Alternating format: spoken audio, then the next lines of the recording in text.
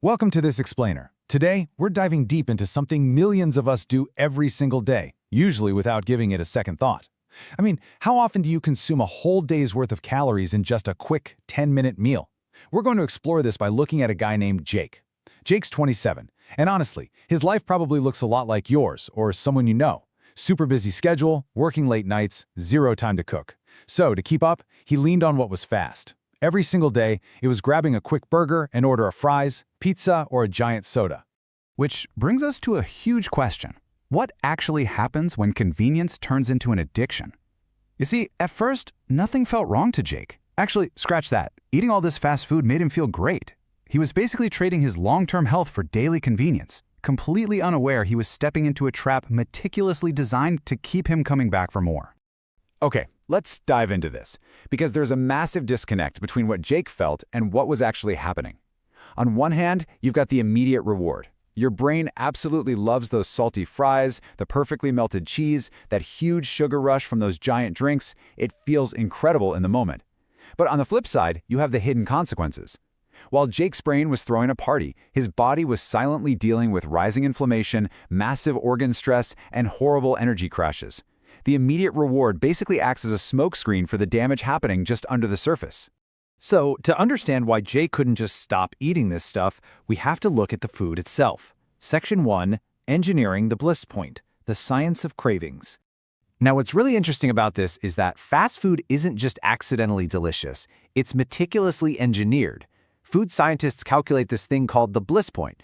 It is a precise, scientifically formulated ratio of fat, salt, and sugar designed to hit absolute peak satisfaction. Its literal purpose is to short-circuit your body's natural fullness signals and actively trick your brain into wanting more. It literally rewires your daily cravings. And the engineering doesn't stop in the kitchen.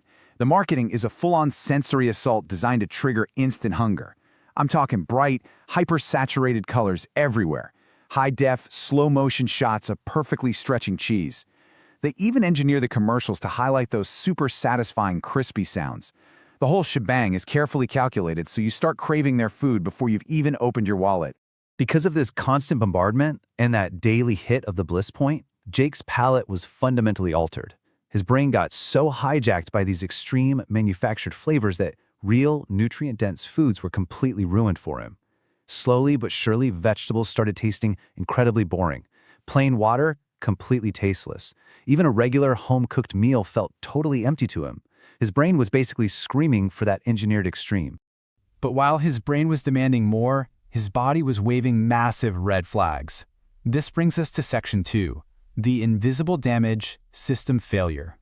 Here's the exact chronological breakdown of what went down inside Jake's body after every single fast food meal. First, immediate stomach inflammation began as his system worked in overdrive. Second, his digestion drastically slowed down. His body was violently struggling to process all those heavy oils and chemicals.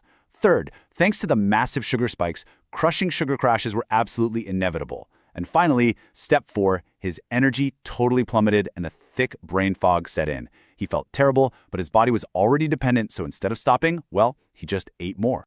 As the weeks rolled by, Jake naturally gained weight. But the real danger wasn't what he was seeing in the mirror, it was visceral fat. Now, this isn't just a little extra padding around the middle. Visceral fat is dangerous, active fat that tightly wraps around your internal organs. So he wasn't just putting on pounds on the outside. This fat was literally suffocating his vital organs on the inside. Let's think about how this builds into a total internal attack. All that visceral fat meant his heart had to work drastically harder just to pump blood. His blood pressure was steadily ticking up. And with every single daily soda he drank, he was flooding his bloodstream with massive amounts of sugar, meaning his pancreas was constantly under siege, desperately trying to keep up with the onslaught. And it's wild, but the damage isn't just physical. Fast food fundamentally alters brain chemistry. Studies actually show that highly processed foods can actively increase anxiety, stress, and depression. The unhealthy ingredients you're consuming directly mess with the chemicals in your brain that regulate mood.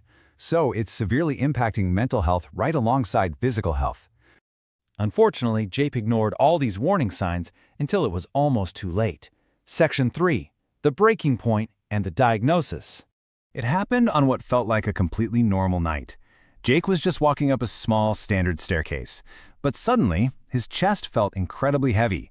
His heart started racing out of control, and for a really terrifying moment, he couldn't catch his breath.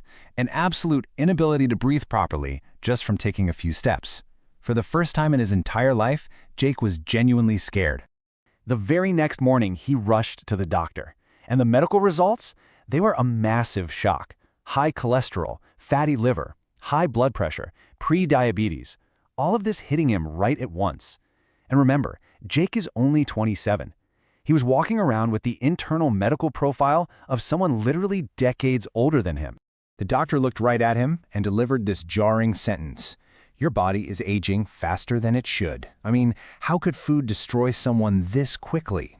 That quote was the ultimate wake-up call. He finally realized that this cycle had to end. Now, the damage was severe, but it wasn't permanent. And this brilliantly illustrates our next focus. Section 4, the reversal, healing through nutrition.